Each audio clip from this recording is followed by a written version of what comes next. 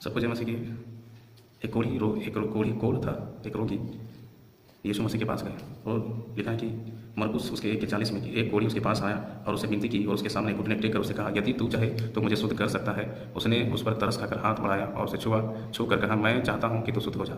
आज बहुत सारे लोग कहते हैं, क्या तेरा यीशु मसीह मुझे चंगाई कर सकता है, मुझे इस बीमारी से आज़ाद कर सकता है, मुझे छुटकारा दे सकता है। लेकिन एक कोढ़ी एक बीमार था, उसने जाकर कैसे कहा कि अगर तू चाहे प्रभु, अगर तू चाहे तो मुझे चंगा कर सकता है, मुझे शुद्ध कर सकता है।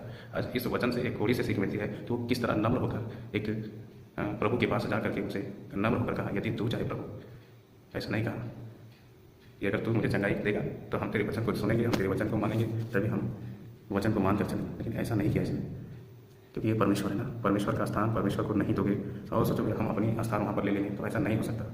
एक कोढ़ी ने कितनी सुंदर और अच्छी नम्र होते हुए उसने विनती की, गिर कर दंडवत किया सबके सामने और कहा, यदि तू चाहे तो मुझे शुद्ध कर सकता है। और उस पर तरस आ गया, प्रभु को तरस आया और उसी समय कहा, मैं चाहता हूँ कि तू शुद्ध हो जाओ। और इस तरह से वो शुद्ध हो गए। परमेश्वर ने उसको तुरंत चंगाई दिया। परमेश्वर इस वचन से सिखाते हैं नम्र लोगों को कितनी पसंद करते हैं परमेश्वर।